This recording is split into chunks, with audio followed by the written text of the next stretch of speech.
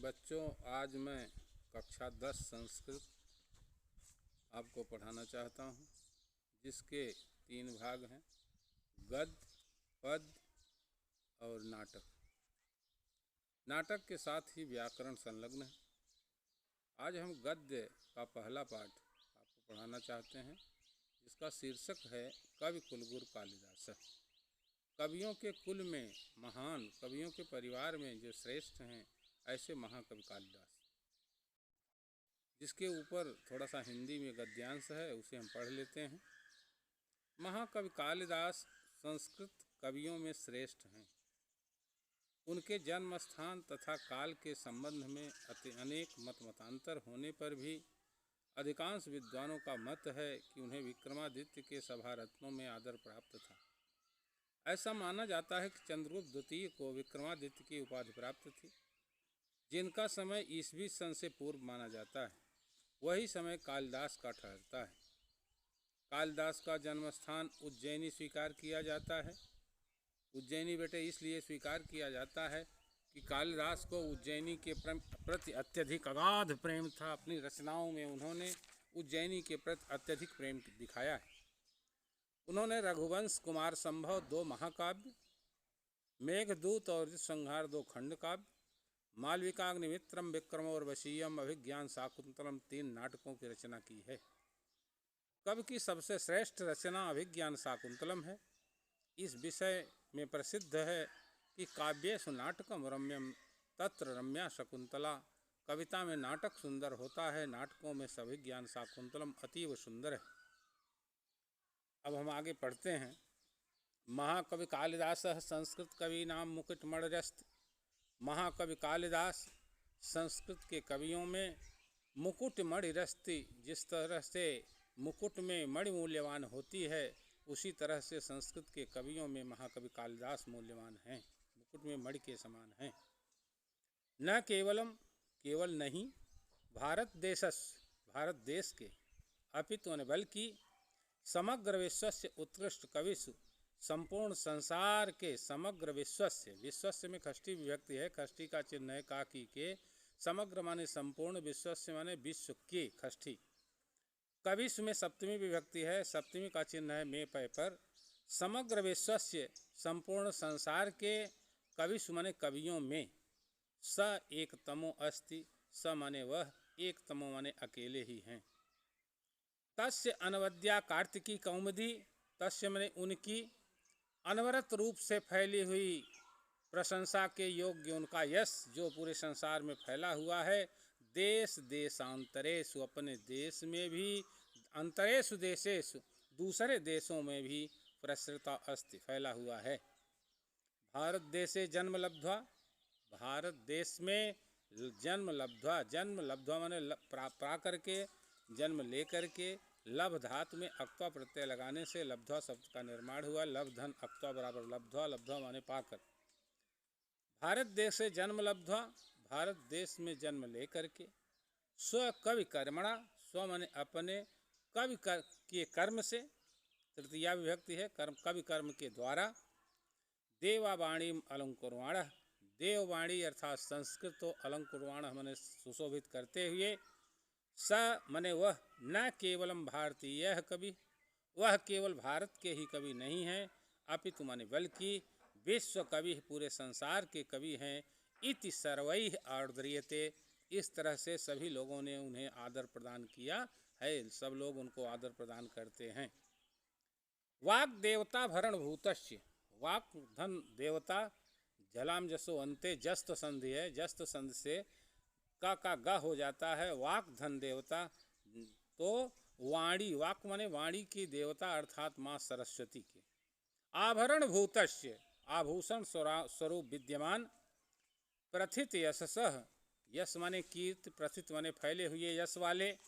कालिदासस्य जन्म, कालिदास का जन्म, कस्मिन् प्रदेशे, किस प्रदेश में, काले किस समय में, कुले किस परिवार में, च माने और, अभवत माने हुआ था, किंच आसीत तज्जन्म वृत्तम, किंच आसीत, किंच और क्या थी, तत् माने उनके, जन्म वृत्तम जन्म की का उनका वृत्तांत क्या था।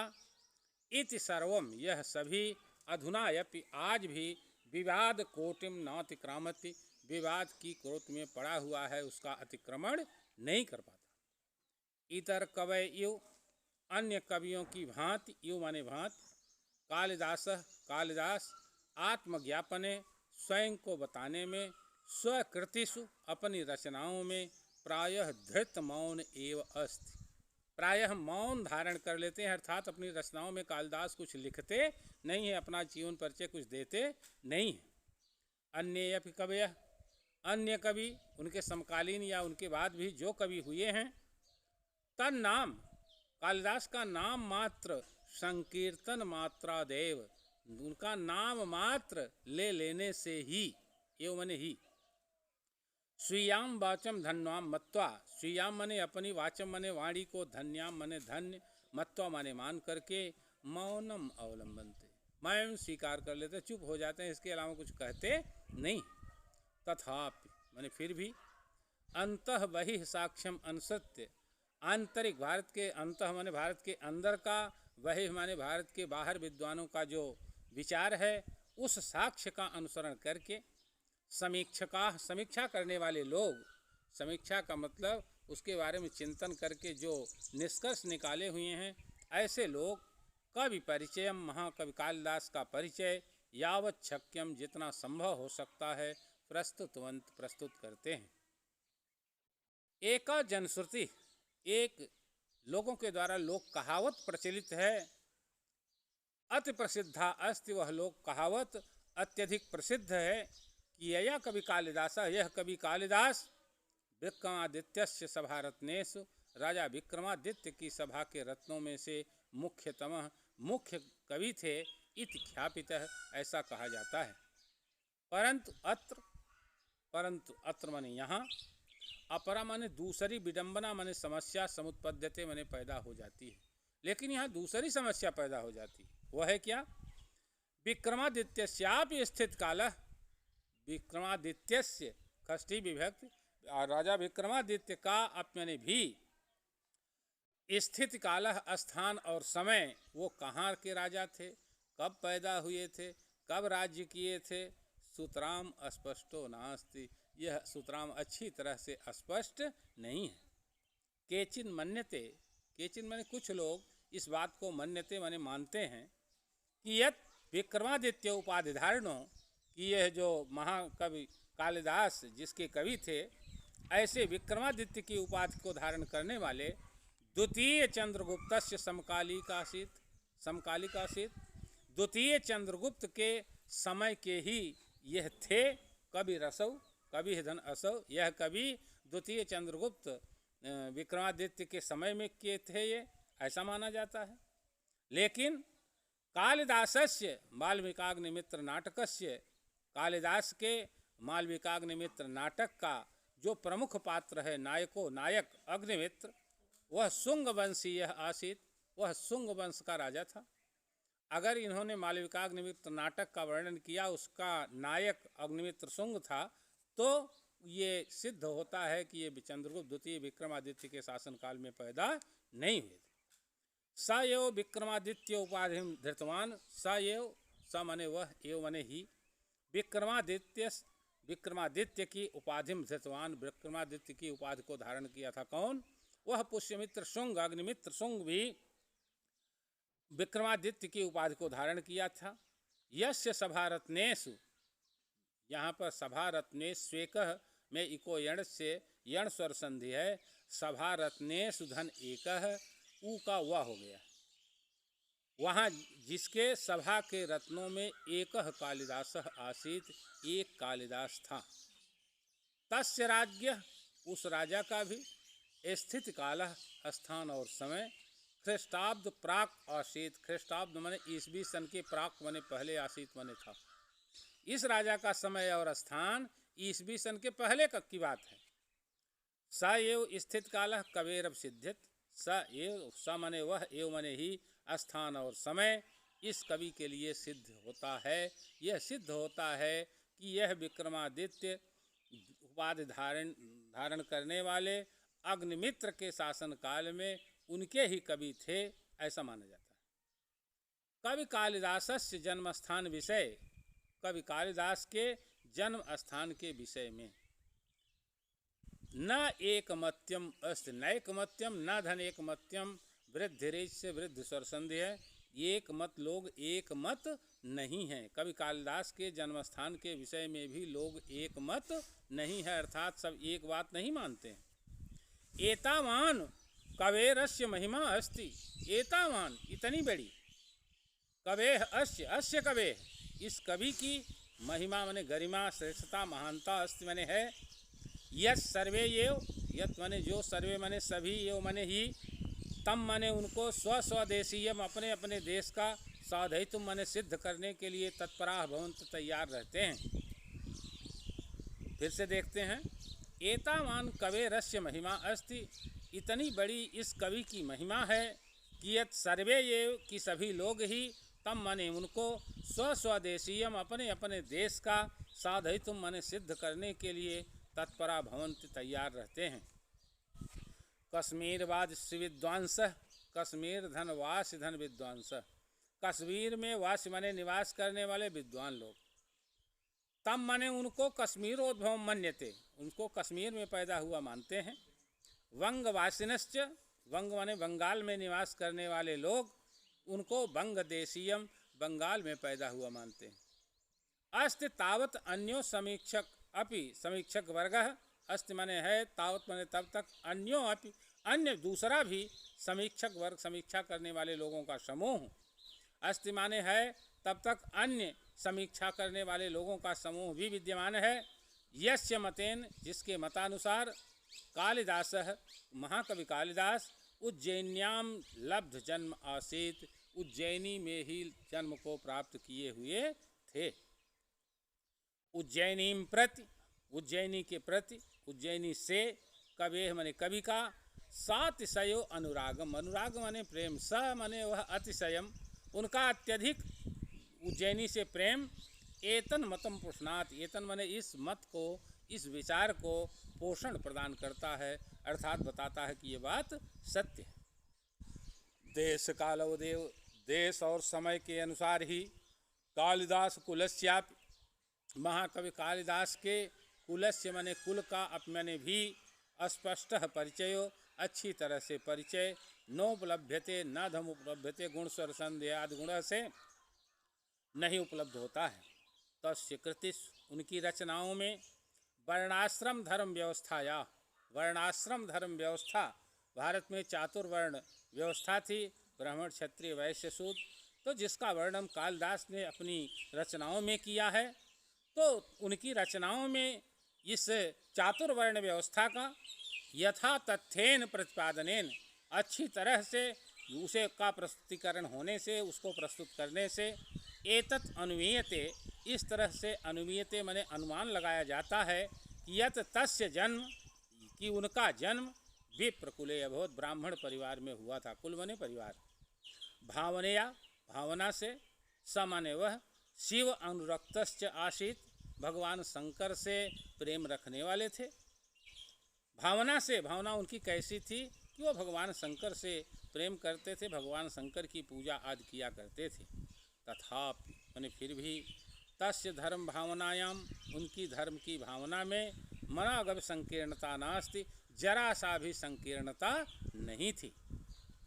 शिव भक्तो अपि सन, भगवान शंकर के भक्त होते हुए भी, क्योंकि वो भगवान शंकर के भक्त थे, ऊपर बताया गया।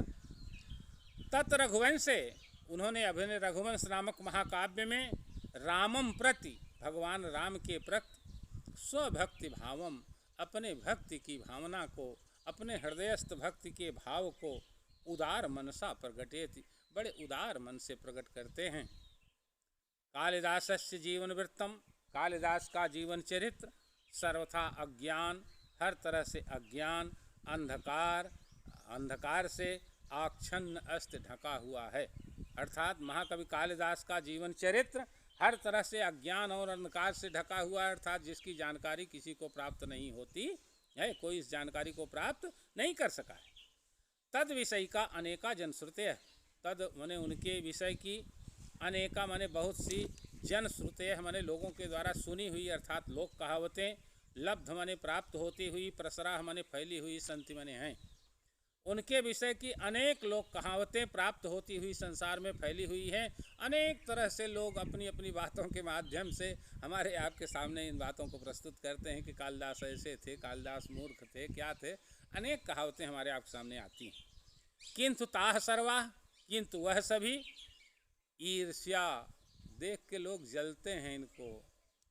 कलुष, कसायित चित्ता नाम, इनको देख करके जलने से, हृदय में कालिमा के कारण, कसैले चित्त से, ये कल्पना का एक मात्र साधन रूप हैं। अतएव सर्वथा चिंत्या संति, हर तरह से चिंता का विषय है कि इनके बारे में कोई भी जानकारी हमको प्राप्त नहीं होती। कालिदासस्य नव नव उन्मेष शालिन्याः प्रज्ञायाः उन्मीलनम। कालिदासस्य, कालिदास की नव नव, नव माने नई नई, उन्मेष माने खोज पैदा, खोज प्रदान करने वाली, इनकी बुद्धि को उन्मीलनम, उसको खोलना। तस्य कृतिस्, उनकी रचनाओं में न अस्ति, ऐसा नहीं है, कस्यचित् सुधेयः परोक्षम, किसी विद्वान के लिए वह परोक्ष नहीं है। कहने का भाव यह कि कालिदास अपनी बुद्धि के माध्यम से नई नई खोज करके अपनी कृति सुमने रचनाओं में अनेक तरह से अपने बुद्धि के जो है बुद्धिशालिनी प्रज्ञा का प्रयोग करके उसे अत्यधिक रुचिकर बना दिया। संस्कृत काव्यस्य विविधेषु प्रमुख प्रकारेषु, संस्कृत की कविता के विविधेषु माने अनेक प्रमुख प्रकारों में, सकौशलम प्रदर्श्य, अपनी कुशलता को प्रदर्शित करके, प्रयोग करके, उसे दिखा करके, स माने वह, सर्वान माने सभी, अतीतान, अतीत माने बीते हुए, जो बीत चुके हैं, जो कभी पैदा हुए और चले गए, आगतान, भविष्य में जो पैदा होंगे और आ करके कविता करेंगे, उन सब के लिए, कबीन अथस्य, अर्थात भूतकाल में जो कर गए हैं रचना, भविष्य काल में जो रचना कर गए हैं, उनसे सबसे बढ़िया लिख दिया है कि इनसे बढ़िया कोई अब भविष्य में लिख नहीं सकता। रघुवंशम कुमार संभवंच, रघुवंश और कुमार संभव, च मने और, तस्य महाकाव्यद्वयम, उनके दो महाकाव्य हैं। मेघदूतम ऋतु संहारम, मेघदूत और ऋतु संहार, उनके दो खंड काव्य हैं। मालविकाग्निमित्रम विक्रमोर्वशीयम अभिज्ञान शाकुंतलम च नाटकानि सन्ति। मालविकाग्निमित्र, विक्रमोर्वशीयम, अभिज्ञान शाकुंतलम च, और अभिज्ञान शाकुंतलम, तस्य नाटकानि सन्ति, उनके नाटक हैं। तत्र रघुवंशम नाम महाकाव्यम, तत्र माने महा, रघुवंश नाम का वो जो उनका जो महाकाव्य है, कवि कुलगुरु कालिदास की सर्वातिशायिनी कृतिरस्ति, सर्वश्रेष्ठ रचना है, जिसका की समानता, जिसकी बराबरी कोई दूसरी रचना, किसी की भी कवि की कोई रचना उसकी बराबरी नहीं कर सकती।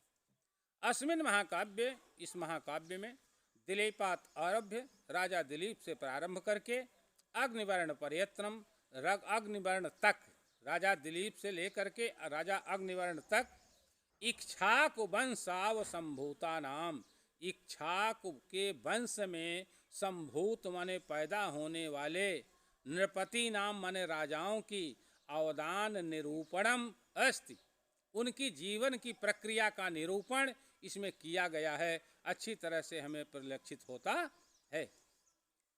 एकोनविंश सर्गात्मकम इदम महाकाव्यम, एकोनविंश, एक नहीं 20 अर्थात 19 सर्गों वाले इस महाकाव्य में रमणीयार्थम, इसकी सुंदरता के लिए इसको प्रस्तुत करते हुए, सत सचेतसाम हृदयम, अच्छी तरह से अच्छे चित्र वाले लोगों के हृदय को सततम आह्लादित, यह हर तरह से प्रसन्नता प्रदान करे, यह प्रयास महाकवि कालिदास ने किया है।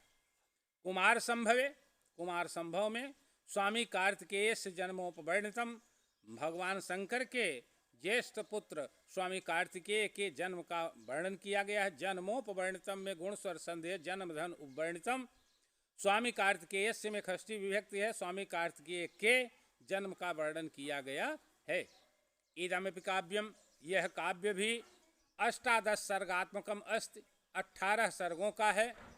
केचन समीक्षका, कुछ समीक्षा करने वाले लोग अष्टम सर्ग पर्यंतमेव, 8वें सर्ग तक ही, 8वें अध्याय तक ही काव्यम इदम, इस काव्य को कालिदास प्रणीतम, प्रणीत माने रचना किया हुआ, कालिदास के द्वारा रचना किया हुआ इति मन्यते, ऐसा मानते हैं। कुछ लोग मानते हैं कि 8 सर्ग तक ही कालिदास ने रचना किया, इसके अलावा इस महाकाव्य की रचना किसी दूसरे ने किया। मेघदूते यक्ष यक्षिण्यो, मेघदूत नामक खंड काव्य में यक्ष और यक्षिणी के वियोगम आश्रित, यक्ष और यक्षिणी के बीच में जो वियोग की भावना है उसका आश्रित माने सहारा लेकर के विप्रलम्भ श्रृंगारस्य, श्रृंगार रस के भेद विप्रलम्भ श्रृंगार का पूर्ण परिवाको दृश्यते, अच्छी तरह से प्रयोग, उसकी परिपुष्टि मुझे इनके काव्य में दिखाई पड़ती है। ऋतु संहारे, ऋतु संहार में अन्वर्थतया, अनुधन अर्थ इको यण चिका स्थाने यण से आते संहितायाम विषय सुदेश अनुपास्य हित जाते, अर्थात इक के स्थान पर यण हो गया है, ऊ का वह हो गया है। अनुधन अर्थ अपने नाम के अनुकरण के स्वरूप में, चूंकि नाम ऋतु संहार है तो जिसमें ऋतुओं का वर्णन किया गया हो, अपने नाम का अनुकरण करने के स्वरूप खड ऋतु नाम वर्णनम अस्ति, 6 ऋतुओं का वर्णन किया गया है। 6 ऋतुएं हैं, ग्रीष्म वर्षा शरद ऋतु शिशिर हेमंत वसंत। ग्रीष्म, वर्षा, शरद, शिशिर, हेमंत और वसंत, इन 6 ऋतुओं का वर्णन ऋतु संहार में किया गया है। मालविकाग्निमित्र नाटके, मालविकाग्निमित्र नामक नाटक में अग्निमित्रस्य, राजा अग्निमित्र का मालविकायास्य प्रेम आख्यानम अस्ति, मालविका के साथ प्रेम की कहानी का वर्णन किया गया है। 5 अंकात्मके, 5 अंकों वाले वृक्कनोर्वशीय, वृक्कनोर्वशीय नामक नाटक में पुरूर्वशः उर्वश्याश्च, पुरूर्वा और उर्वशी की प्रेम कथा वर्णिता हस्ति, प्रेम की कथा का वर्णन किया गया है। अभिज्ञान शाकुंतलम स्वनाम धन्यम, अभिज्ञान शाकुंतलम से अपने नाम को धन्य बना देने वाले अस्य कवे, इस महान कवि कालिदास की सर्वश्रेष्ठा नाट्यकृतिरस्ति, सबसे सुंदर नाटकों की रचना है। नाटके अस्मिन्, इस नाटक में सप्त अंकाः सन्ति, 7 अंक। मेनकया प्रसूतो, प्रसूत माने पैदा की हुई, मेनका जो स्वर्ग की अप्सरा थी उसके द्वारा प्रसूत माने पैदा की गई, उज्झिताया और उसके बाद फेंक दी गई। शकुन्तैश्च पोषिताया, शकुन माने पक्षी, पक्षियों के द्वारा जिसका पालन पोषण किया गया। तदन कर्णेन परिपालिताया, और उसके बाद कर्ण ऋषि के द्वारा जिसका पालन किया गया। कहने का भाव ये, मेनका ने शकुंतला को जंगल में फेंक दिया था, वहाँ पक्षी उसे अपनी चोंच से पानी पिला रहे थे, उसे कर्ण ऋषि ने देखा। कर्ण ऋषि के देखने के बाद जब उन्होंने देखा करे तो बच्ची है, तो बच्ची को उन्होंने उठा लिया और ले गए अपने आश्रम में, वहाँ उसका पालन किया। इसलिए पक्षियों के द्वारा पोषित हुई और कर्ण के द्वारा जिसका पालन किया गया। शकुंतला या, ऐसी उस शकुंतला का दुष्यंतेन सह विवाहस्य कथा वर्णिता अस्ति, राजा दुष्यंत के साथ विवाह की कथा का वर्णन किया गया है। शाकुंतल विषय, अभिज्ञान शाकुंतल के विषय में प्रथित ऐसा भणति, ऐसी एक कहावत संसार में प्रसिद्ध है। काव्येषु नाटकम रम्यम तत्र रम्या शकुंतला, काव्येषु कविता में नाटकम रम्यम, नाटक सुंदर होता है, तत्र माने वहाँ, रम्या शकुंतला, और नाटकों में भी अभिज्ञान शाकुंतलम अतीव सुंदर है। नाट्य कला की दृष्टि से मैंने बताया कि शेक्सपियर के जूलियस सीजर से भी नाट्य कला की दृष्टि से अत्यधिक सुंदर है अभिज्ञान शाकुंतलम। एतन नाटकम, इस नाटक की प्राच्य पौरस्तैः, प्राच्य माने पूर्वी, अर्थात संसार के पूर्वी देशों के लोग, पौरस्तैः माने पश्चिमी देशों के लिए, अर्थात पूर्वी और पश्चिमी दोनों